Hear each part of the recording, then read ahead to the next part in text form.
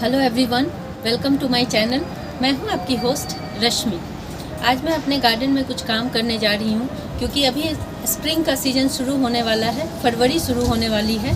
तो इस सीज़न में हमारे पास, हम गार्डनर्स के पास बहुत सारे छोटे छोटे काम होते हैं जिनको करना बहुत इम्पॉर्टेंट होता है। जैसे कि कुछ प्लांट्स जो होते हैं जिनकी ग्रोथ विंटर में रुक सी गई होती है, उन प्लांट्स को रिवाइव करना, उनकी मिट्टी को रिचार्ज करना, ये सब जब आप काम कर लेंगे तो आप देखेंगे कि साल भर आपका प्लांट बहुत अच्छे से ग्रोथ करेगा और उसके मरने की पॉसिबिलिटी बहुत कम हो जाती है। इसलिए उसकी लाइफ को बरकरार रखने के लिए हमें ये सब काम शुरुआत में ही कर लेने हैं। तो यहाँ पे देखें, कुछ प्लांट मैंने रखे हुए हैं। ये जस्ट आप लोगों को दिखाने के लिए है। ऐसे न जाने कितने सारे प्लांट अभी मुझे जिन पे काम करना है वो सब हैं। तो इसमें क्या क्या आपको कैसे पहचानना है और कैसे क्या काम करना है वो सब आप देखें।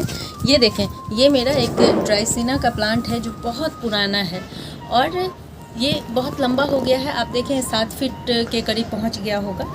छोटे से गमले में लगा हुआ है और कुछ टाइम से इस विंटर में, ये देखें, मैंने इसे देखा नहीं था और इसकी क्या हालत हो गई है। देखें गमले की क्या हालत हो गई है। अगर इस टाइम मैंने इसमें ये सारे काम नहीं किए, इसके रूट को नहीं हटाया, इसको ट्रिम नहीं किया और इसकी मिट्टी को रिवाइव नहीं किया, तो इस प्लांट की ग्रोथ बिल्कुल ही रुक जाएगी। जो भी इसमें लीव्स दिख रहे हैं वो ख़त्म हो जाएंगे और प्लांट के मरने के चांसेस बहुत हो जाते हैं। तो अभी मैं इसको रिवाइव करूँगी। और यहाँ पे आप और भी कुछ प्लांट देख रहे होंगे, जैसे कि ये देखें, ये स्पाइडर प्लांट है। आपके यहाँ भी अगर स्पाइडर प्लांट हों तो आप देखेंगे कि कुछ टाइम बाद वो रूट बाउंड होने लगते हैं। यहाँ से नीचे मैं आपको इसकी मिट्टी दिखाऊंगी। जब इसको निकाल के दिखाऊंगी तो आप समझ पाएंगे कि क्या प्रॉब्लम होती है।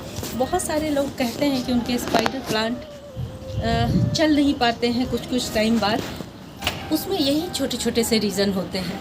और यहाँ देखें, ये पर्पल हार्ट का प्लांट है जो बड़ा खूबसूरत होता है और अपना, जब इसका थोड़ा सा गर्माहट होती है मौसम में, तब ये अपने रंग बिखेरना शुरू करता है। लेकिन इस समय इसकी हालत देखें किस तरह से हो गई है, इसकी मिट्टी भी। और यहाँ पे एक डेट का प्लांट है। ये डेट खजूर जो हम खाते हैं उसके सीड से मैंने ग्रो किया हुआ था इस प्लांट को। और ये प्लांट जब ग्रीन होता है इतना सुंदर दिखता है ये। लेकिन अभी इसकी कंडीशन देखें, येलो लीव्स हो रहे हैं, छोटे गमले में है। इन सब प्लांट को रिवाइव करना बहुत ज़रूरी है। और यहाँ पे आप देखें, ये मेरा ये गुलदाउदी का प्लांट है। ये बारिश में इतने ख़राब हो गए मेरे कि मुझे सबको निकालना पड़ा। बस 2-4 प्लांट ही मैंने ये रख छोड़ा है। इनको बचाना बहुत ज़रूरी है, इसलिए ये सारे मैंने कुछ थोड़े से प्लांट सेलेक्ट किए हैं। ऐसे न जाने कितने प्लांट मेरे गार्डन में हैं। तो आप लोग भी उसको देखना सीखें कि अगर बहुत दिन से एक जैसी ही ग्रोथ है तो मिट्टी को रिवाइव करना बहुत ज़रूरी है, उसमें कंपोस्ट डालना बहुत ज़रूरी है, उसकी ट्रिमिंग करनी बहुत ज़रूरी है। तो अभी आप देखें कुछ काम मैं करूँगी। ये ड्राइसिना का प्लांट है और इसको मैं अभी रिपॉट करूँगी। इसके रूट को काटूँगी और इसकी कटिंग्स भी लगा दूँगी। आप यहाँ पे देखें, इसका रूट तो ये गमले को भी ख़राब कर चुका है और किस कदर बाहर निकला हुआ है, ये देखें। गार्डनिंग में आपको टाइम टू टाइम ये काम करना ही पड़ेगा। ऐसा नहीं है कि हमने प्लांट लगा दिया बस काम ख़त्म हो गया, ऐसा बिल्कुल भी नहीं है। ये हर दिन ये सब काम करना है।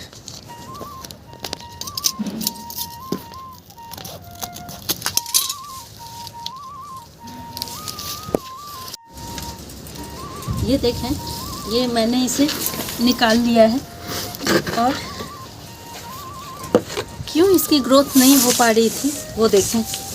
जब नीचे में इस तरह से रिंग बनने लगे और इनको बढ़ने की जगह ना मिले तो आप सोचें कि आपका प्लांट कैसे ग्रो करेगा, कैसे इसको खाना मिल पाएगा और कैसे ये बहुत ज़्यादातर प्लांट्स के मरने का रीज़न यही होता है। ये आप इसको देखें, कोई जगह नहीं है, इसी वजह से प्रॉब्लम है। यहाँ से देखें कितनी मोटी मोटी रूट्स इस तरह से। इन सब को काटना बहुत ज़रूरी है ताकि हम अपने प्लांट की लाइफ बचा सकें।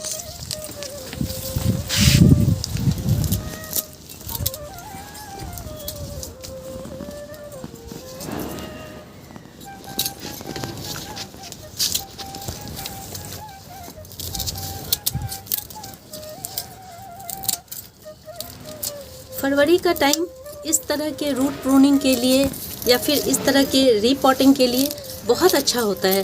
तो आपके जितने भी प्लांट हैं आप उन पे नज़र रखें, जिनके भी रूट्स गमले के बाहर आ रहे हैं सबको कट करें, सब में खाद डालें, अपनी सोयल को रिवाइव करें और वापस से इसे लगा दें। और अगर आप चाहते हैं कि आपके एक प्लांट से बहुत सारे प्लांट बन सकें तो भी ये मौसम बहुत अच्छा है।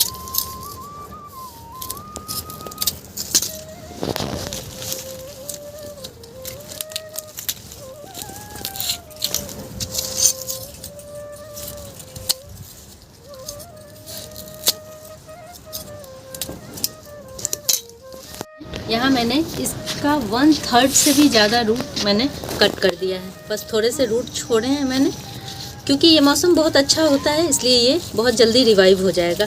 अब इसकी जो बची हुई मिट्टी है, और ये देखें मैंने कितना रूट निकाला है, वो देखें एक प्लांट से ये रूट, ये भी प्लांट के डेड होने का बहुत बड़ा रीज़न होता है इस तरह का जो रूट है।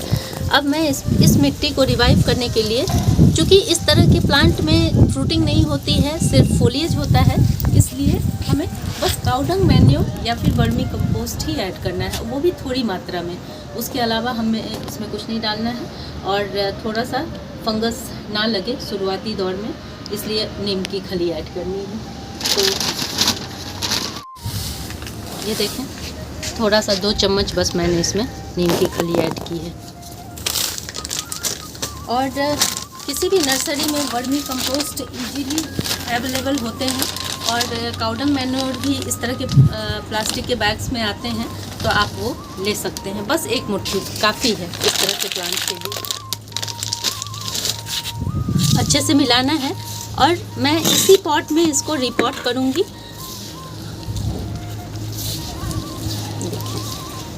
इस तरह के जो मोटे रूट होते हैं उसको ड्रेनेज सिस्टम के लिए यूज़ करें, नीचे इस तरह से डाल दें ताकि पानी का निकास अच्छे से होते रहे। और बस एक मिट्टी का लेयर डालेंगे और हम अपने प्लांट को लगा देंगे। लगाने से पहले आप देखें कि इसकी हाइट बहुत ज़्यादा है, तो हम इसमें बहुत सारी कटिंग्स निकाल लेंगे इसकी, और हमारा प्लांट जो है वो रिवाइव भी हो जाएगा और इससे बहुत सारे प्लांट हमारे तैयार भी हो जाएंगे। चूँकि ये इंडोर प्लांट है तो आप इसको बहुत सारे कट करके लगाएं। आप घर के अंदर भी इसको as a decorative plant use कर सकते हैं। तो आप देखिए मैं यहाँ से कट कर दूँगी, 7 कटर का यूज़ करें ताकि ये काफ़ी बुशी और सुंदर सा प्लांट हो जाए। ये देखिए,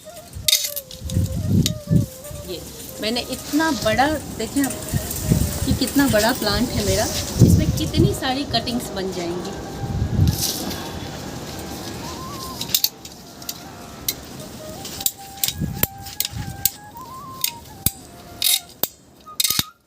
ये देखिए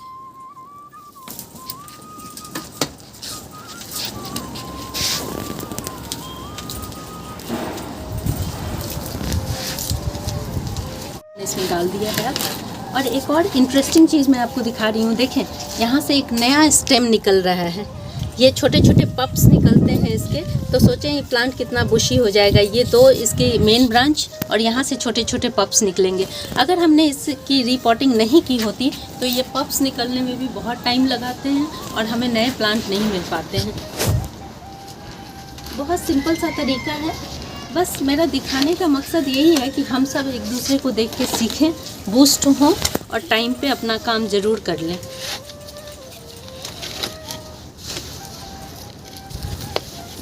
मैं बहुत सारी कटिंग बना लूँगी, और इस समय आप फरवरी के मंथ में कटिंग भी बहुत सारी ग्रो कर सकते हैं। ये 45 डिग्री के एंगल पे मैं इसको काटूँगी, ये देखिए।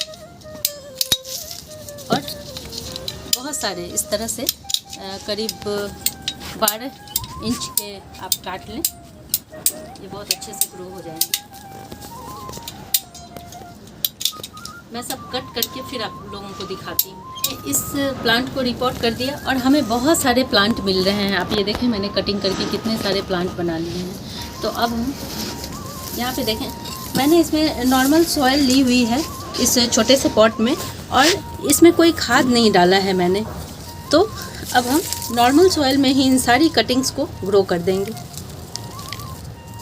सिंपल इसको जस्ट इसी तरह लगा लें, क्योंकि मौसम बहुत अच्छा है तो ये बहुत अच्छे से ग्रो हो जाएंगे। और इन जो भी कटिंग्स हम लगाएंगे उनको छांव में रख देंगे।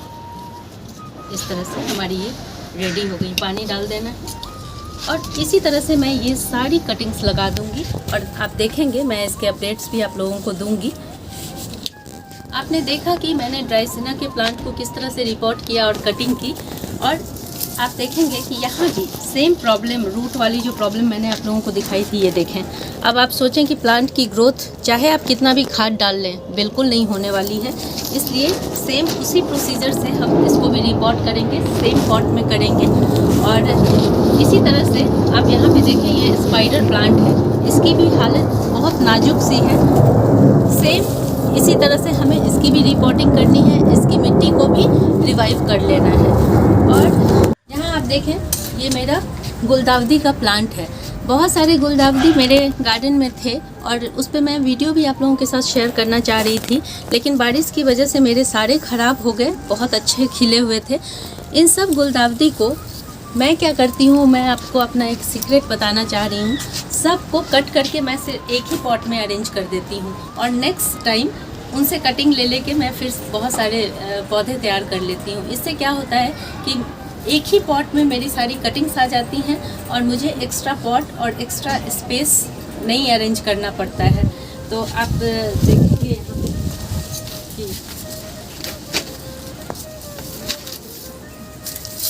देखें, इन सबको मैं कट कर दी हूँ।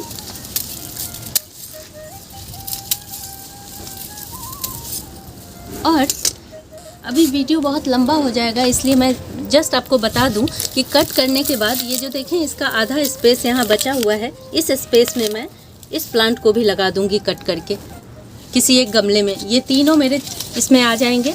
और जब भी मैंने इस बार देखा, मैं नर्सरी गई थी तो मैंने देखा कि गुलदाउदी की इतनी वैरायटी मार्केट में आ गई है, इतने सुंदर सुंदर कलर्स आ गए हैं कि आप, चूँकि हमारा इमोशनल अटैचमेंट इनसे हो जाता है, इसलिए आप 2-3 इसकी कटिंग्स रखें, बाकी प्लांट को हटा दें, अपने कंपोस्ट बिन में डाल दें।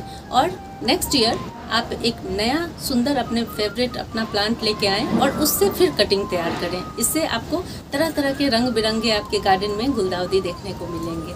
ये हम सब के गार्डन में ये पर्पल हार्ट का प्लांट रहता ही है तकरीबन। सेम एक ही प्रोसीजर है जो मैंने ड्राइसिना का आपको बताया। सेम इसको निकाल करके उसी तरह से रूट प्रून करके और इसकी थोड़ी थोड़ी हम प्रूनिंग भी कर देंगे ऊपर से, जिससे कि हमारा प्लांट नीचे से जो भी शूट निकलेगा वो बहुत सुंदर आएगा और कलर्स भी बहुत ब्राइट इसके ऐड होंगे। ये देखें, इस तरह से आपको कट करके इसकी मिट्टी को रिवाइव कर देना है और वापस इसी गमले में वापस लगा देना है। अगर आप लोगों को मेरी ये वीडियो पसंद आई हो तो प्लीज़ इसे लाइक, शेयर एंड सब्सक्राइब करना ना भूलें। बेल बटन को ज़रूर दबाएं। Leave nature, love nature. Thank you.